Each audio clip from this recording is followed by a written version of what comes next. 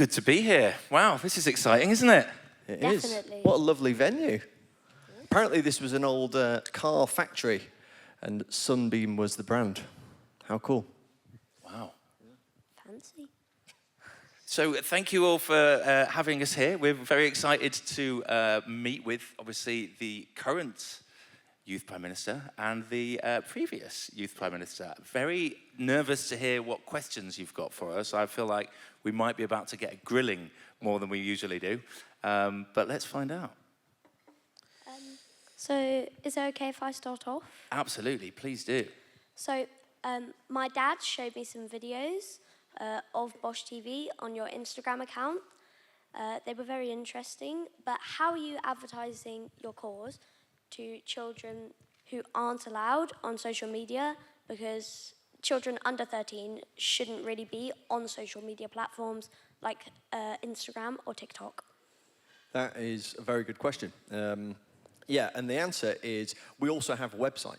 So our website is bosch.tv, and on that website we host all of our recipes. And so if you're in the mood for a plant-based burger or a plant-based curry or a plant-based lasagna, plant-based anything, head over there and we've got all of the recipes you could ever want. But then we also have YouTube. Are you allowed on YouTube? No, not at the moment. Oh no, because you have to be over 13. Well, yeah, we also have a YouTube channel as well, and children who are a little bit older than 13 can go on there and watch the videos as well. And don't forget, we've got cookbooks, which we've just both given both of you, Harry and Clark. You've got a cookbook somewhere called Bosch, obviously. Bosch, Bish Bash Bosch. In fact, there's 7 of them. So there's no age limit on a cookbook, you'll be pleased to know. And we should also mention, we do a bit of TV as well. So every now and again, we'll cook on TV. So hopefully you can catch us there. And that way, we really are broadcasting and hitting the mainstream. So as growing up, like in my home and in school, everyone's always viewed like vegetarian options, vegan options, plant-based food as the sort of second option to what many people would call the real thing. So how do you make sure that it's sort of like plant-based food is an equal competitor to let's say things like meat and fish and chicken? I mean, this is literally our whole mission. You've just described it. All we care about is trying to elevate plants to the center of your plate, to your first choice, ideally. We don't want to necessarily force everybody to pick a side in an ideological battle, but we want to create incredibly delicious plant-based dishes that are good enough on their own. They're exciting, they look tasty, they're packed with protein if that's what you're looking for, they're satisfying, and they're familiar. So for us, often that means we'll be thinking about food memories that we used to have, like dishes we used to love that had meat in, and we'll try and create them with plants. Or we'll just try and create real show-stopping dishes that are really wow the person who's going to eat them. Yeah, and we try and make food cool. We try and make it approachable, and we try and make it fun. And in fact, the book that we released last was called Meat. So we named a plant-based cookbook Meat, because we wanted to ruffle a few feathers, and we wanted to get a bit of conversation started around the book. And actually, what the book is just a celebration of vegetables, but the texture of vegetables when you cook them in an interesting way. Like I was talking to you outside about king oyster mushrooms. You chop off the cap of the king oyster mushroom, you pull the stem of the king oyster mushroom, you season it with meat seasoning, because meat seasoning is just a blend of spices that happens to be plant-based. You roast it, and then you couple it with some salad, and it tastes really chickeny, really delicious, and it's really cool. And it's probably worth mentioning on that point, because obviously you've been in office, you're coming into office, and you're no doubt heading to beautiful futures, but also you're inheriting a world that's struggling with climate change, and it's only going to get worse. But the other thing that it's struggling with is disinformation and misinformation proliferated on social media. And one of the things that is proliferated on social media is this kind of weirdly biased negativity against plant-based proteins, which are just beans made into burgers. Yeah, they're fried, but like a lot of food that people eat is fried, but they're kind of getting a bit of demonization at the moment. So in that book, we wanted to showcase that these things are actually wonderful. They're better for the planet, like a tenth of the carbon footprint of a meat-based alternative. They're also delicious. And like with anything, if you buy the really cheap food, you're going to get something that's not as good. But you buy the better stuff, you're going to get a better one. So yeah, we really want to kind of get past all of that disinformation and just showcase and highlight plant-based foods for everyone. Wow, that's just inspiring. Thank you. So I'd also like to ask you, I know that plant-based foods and nature are quite closely incorporated. I watched quite an interesting video that Chris Packham did about this for Cambridge University. How are you trying to educate children and adults alike on nature as a whole? We're not, are we? We should probably be. I knew you were going to ask us some tough questions. Yeah, I know, you've stumped us on that one. We're going to be getting out into some fields soon, aren't we? We're working on a new series. Yeah, that's right. So one thing that we want to do is that we want to really improve our YouTube content, to bring it to kind of television level content. And obviously we want to show people how to cook with food, but we want to educate people about where their food comes from. So we're going to be doing a lot of field work, like Henry says, going to visit farmers, food manufacturers, food processing units, and we're going to learn the things that we currently don't know, that most people don't know, so we can share those learnings so everybody can become a little bit closer to the food systems that we all live on. So we haven't done much of it in the past, but we're going to be doing more of it in the future. And also, we are currently building a chef's garden inside our studio. So we want a kind of wall of herbs with, all of the growing lights and things like that that's actually inside. So we can showcase to people how they can grow their own herbs inside their own flats, even if they don't have a garden. Because that's the truth for a lot of people in London. Like, they don't even have a garden to grow things in. But you can do it in a kitchen. I don't have a garden, but I do have a yarden. This is a thing that I think is actually quite cool. You just have loads and loads of pots. It works, right? Pot plants on stone. Exactly. Nice. I think I'd be speaking for like a lot of people here. Like you two, yeah, you're really inspiring, like Clark said, and you're also like one of the leading figures in like plant-based food in the UK. So I wanted to ask, where do you see plant-based food, like the plant-based industry, going in the next, let's say, 5 to 10 years? I think what's really interesting, we touched on it before, is how the media narrative can differ from what's really going on. So if one were to read the media right now about plant-based food, you'd read about some companies that have had bad sales figures and the fad is over, everyone's going bust. But when you actually look at the numbers and you see the size of the plant-based food market, you see steady growth, about 5 or 6% every single year for the last 6 years, including to 2024 and likely beyond. So we're just really pleased to be in a market that has now got slow and consistent growth. And I think that's going to continue. I think people are going to be eating more plants because they know it's good for their body, they know it's better for the planet, and they won't necessarily be doing it in some kind of dogmatic way. They'll just be doing it because they like it and it's becoming mainstream. And I think it'll probably take about 2 or 3 years for this current disinformation wave to die down and for people to just chill the hell out about plant-based meats for once. And then we'll be fine and everyone will be more accepting. And I think it's just going to be more like that in the future, is people being more accepting of each other's opinions. That's what I'm hoping for anyway. And I hope that's what you two are going to be working on as well, by the way. Get away from this kind of polarization of views. How old are you two? I'm 11. I'm 12. About 11 and 12. Wow. So Henry and I set up Bosch 8 years ago. Okay, so you were like 4 and 3. So you were very young children at that point. And let me tell you, when we set Bosch up, you would walk into a do you ever go to the supermarket with your parents? Yeah. Okay, so do you know when you walk down the aisle and you go to the bit where the plant-based milks are?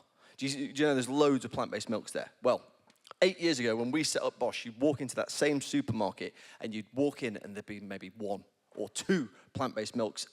And that's it. There was no more. If you were lucky. Yeah, even if you were lucky, you'd have to go to a big supermarket to find soy milk or almond milk or oat milk. Oat milk wasn't really a thing. But over the course of the last 8 years, now, as you see, you can go in and there's basically half an aisle in the supermarket full of plant-based milks.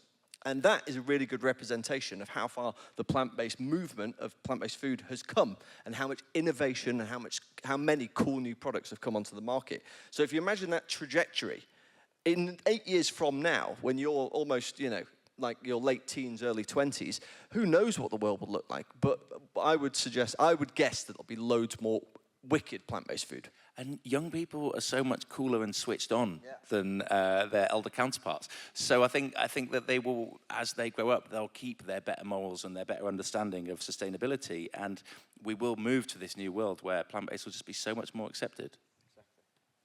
Wow. One more question from me. So I'm really, really impressed and inspired by the work you've done to get more sustainable and tasty plant-based substitutes for meats out there. But I'd really like you to address children who are skeptical about this. Some children who would want to, or who are being told to, eat more plant-based substitutes would have to give up their favourite foods because some foods don't yet have plant alternatives. Are there any meals which you would like to create plant-based alternatives for? And how would you address and try to convince those who are skeptical that plant-based foods are cool and not gross? Yeah, good question. I mean, it's kind of a two-parter, right? Yeah. So the first part is any foods that we'd like to make plant-based. And the second part is how can we make it more enticing to skeptical children? Is that roughly the question? I think the first part, Yorkshire puddings. We've not cracked the Yorkshire pudding, and we're from Yorkshire, but there's something about the biochemistry of an egg that those proteins just create the perfect structure for folding in air and making this incredibly fluffy thing. We've not managed to do it with plants yet. Even, the best food technologists haven't cracked it yet. So turns out we can't beat the egg in the lab as of 2024, but we're working on it. Any other foods that we wish we could make plant-based? I think fish in general has been notoriously difficult, but over the course of the last couple of years, fish has become a bit better. And actually, we've been developing a range of plant-based proteins that we're going to be selling into hospitality sector, so things like restaurants and cafes and various other places. And we've developed a fish goujon with a factory over in Holland, which is very delicious. And I'll tell you something, if you take this fish goujon and you bread it and you pop it in bread and you have some minted mushy peas and a little bit of plant-based butter and some smart ketchup, you've got yourself a really good fish finger sandwich.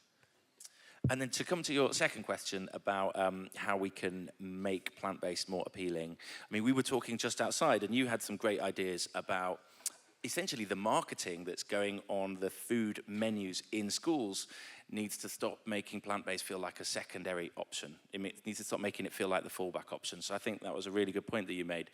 I also think just almost defaulting to plant-based on various days and trying to come up with dishes that are alternatives rather than trying to create something separate. So I'm always a bit disappointed when the plant-based option is a salad, personally. Or, a lot of chefs will say, I don't want to use this alt meat stuff, or I don't want to try and, take away from my favorite meat-based dish that I cook by making a plant-based version of it. So instead, I'm going to make something that celebrates the vegetable. And this phrase, celebrates the vegetable, is often used for, making a wonderful salad or a glorious veg stir-fry. But that's not what we want to eat. As normal people, like you say, we want burgers, shepherd's pie, spaghetti bolognese, maybe healthier versions of them. So I think chili, all of that kind of stuff, all of those familiar foods. So I think it's about secretly making them healthier and making them look like they're just what you're expecting, but made from plants. And I think plant-based food in general could do with a bit more glamorization.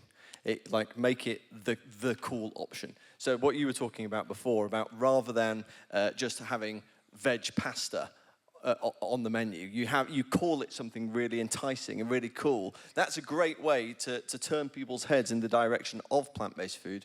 And marketing works, doesn't it? If you just said spaghetti bolognese, you'd be like, oh, spaghetti bolognese, but you're like the best spaghetti bolognese in the world ever. It might pique your interest a little bit more. Or if you said alien mash. Or if you said alien mash. Alien mash, yes, definitely. I'd go for alien mash. So outside, I was looking at all your social medias. You know, on YouTube, you have I think 300,000 Twitter, you're getting closer to your million now.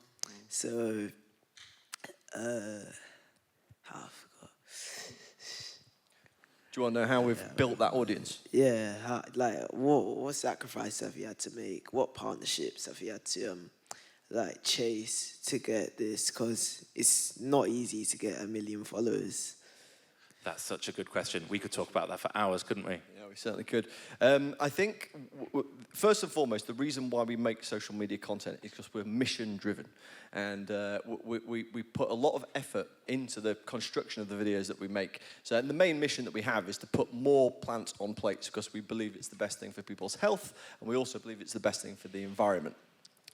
So what we do is we're meticulous with the recipe creation. We are meticulous with the video creation. We always are looking for the best angle, the best shot, the best lighting, the pacing, the best shot for the particular part of the recipe that you're looking to portray. So we always go into it as if it's a piece of important art. You know, because if you don't do that, then it looks a bit sloppy, it looks a bit rough around the edges, and the videos don't perform as well. So first things first, you need your content quality to be really good. And we've also just had consistency. You know, that would be probably the second thing that's got us here, is ever since day one, we were making a video a day, where it's you know, it can take you all day to make one of these videos. 3 hours to shoot it, could be 6 hours if you didn't know what you were doing. And then another 3 to 6 hours to edit it. And we'd post one of these every day. And that was, again, 7 years ago when the tools weren't as easy to use as they are now. So we've operated with consistency for the last 7 years. We still put out a video every day today. So there's been a lot of consistency, but also just not stopping in terms of, you know, failure only becomes failure when you give up. So we've had, you know, bad months, or there was COVID and everything went crazy. We've fallen out. We've, you know, for 5 years of Bosch, we lived in the same house. So we lived and worked together, which is quite a lot for a relationship, as I'm sure you can imagine. We've had our few fallouts, haven't we? A few. But you carry on, you keep going, and you persist. So I think quality, consistency, and persistence have been key. And you mentioned collaboration as well, and that is something that we love to do, because obviously we collaborate together, but we also collaborate with the people that are on our team, and then we collaborate with other creators as well. So there's lots of creators who have come to our studio over in Hammersmith, and we cook food together, we make a video together, they post it on their channel, we post it on our channel. It means more people see it, and it has better potential to go viral. So collaboration with other creators is a really good thing to do too. That's very interesting. I might have to use some of those tips to get advertising, to advertise the Children's Parliament a bit. I think that's a good idea. Yeah. So my question is, what inspired you to start creating plant-based meals, and what is your favourite plant-based substitute meal? Great. So I'll do the what inspired one, and you do the favourite. Yeah. What inspired us it's a little bit different. So Ian was just testing it out. He was on a New Year health kick and seeing how it would work for him, just cutting out meat, and found it was very easy and kind of continued. I was an environmentalist at the time. I mean, we both were really passionate about the planet. And then we watched a film called Cowspiracy. And Cowspiracy, kind of like conspiracy, but they changed it to a cow. Genius, whoever thought of that. And that showed us for the first time that there is a link between what we eat and our carbon footprint. So there's a link between our food and the climate. And believe it or not, 7 years ago, 8 years ago, people weren't talking about that. People didn't really know that.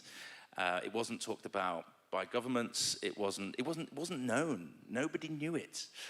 Maybe some scientists, but it was fringe thinking back then. But I think that link for us between knowing that by changing what we put on our plate, we could reduce our carbon footprint and be better for the planet, that made me go vegan as well.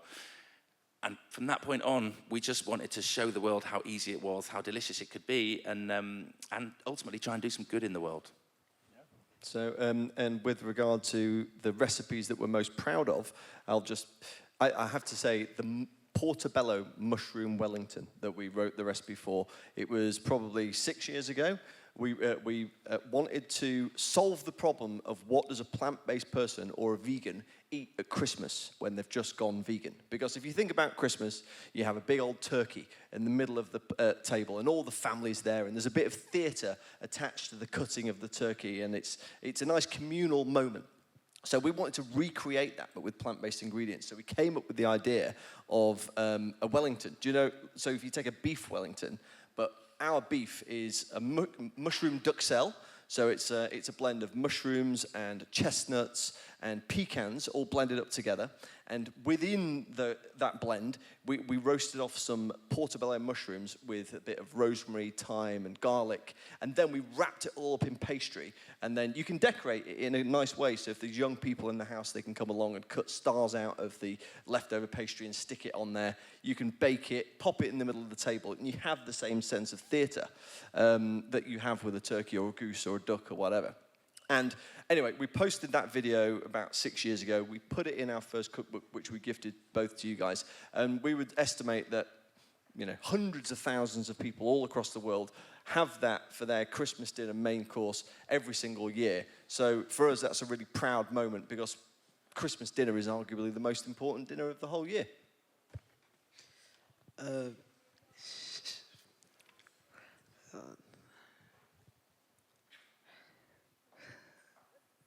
So I was looking on your website yesterday, and there were so many like different like vibrant names for like vegan food that I'd actually say were better than things like meat and chicken that we see in schools. And I think that adding like words like super and amazing, like the best, they catch people's eyes a bit more, and to make it like colorful and vibrant, and say like a poster, like things like red, yellow, things that children are used to. When you're targeting children, like with the color and the name, I think that's incredible. So how do you come up with all these different names? Because you have, I think, was it 140 different recipes? Have we got 800 or something? But more like... There's a lot. Yeah, there's loads. There's in the thousands now. So the simple answer is ChatGPT. But that's not the truth. I'm joking. It wasn't around. I mean, how do we come up with the names? Mainly Ian and his pun game. Yeah. What's some of the puns you've come up with? Okay. So we thought it'd be a good idea to take two of the world's best things, macaroni pasta and guacamole, and mix it together. And that we tasted it, and it's like, oh, this is a great cold pasta salad. This is delicious. What on earth would you call something that's a combination of guacamole and macaroni? And it's obviously guaccaroni. And so we called that dish that. And people seem to love that, don't they? They do. And honestly, every recipe, it jumps out at us. And I guess by this point, 7 years in, you're just used to thinking about how would I describe this, and it's all about thinking about that adjective, right? It's about thinking it might be ultimates, or it's about thinking about how would I describe this to somebody if I was speaking to them, because we find a lot of recipes can be a little bit harder to access. We want to make stuff for normal people who cook normal food, and that requires speaking to them in normal language rather than, for example, aubergine parmigiano with sautéed lettuce and crispy thyme. Like, we don't go down that route. We'd be like, awesome aubergines. That's what we'd say. So it's just trying to simplify and make it appealing to everybody. And I think we've just had word from the audience that our time is up. Is it up, or have we got any? Yes. Oh, no, it's up. Okay. Yeah, we're done. Well, I just want to say thank you both. You're both incredibly inspiring what you've done and what you're going to do. It's been a pleasure to sit here on stage with you. And thank you for doing what you're doing and talking about sustainability and talking about plant-based food, because it's really important for the future generations. Yeah, great questions. We've had some shocking questions in the past, but they were great. So well done, you. Big round of applause for these two. Thank you.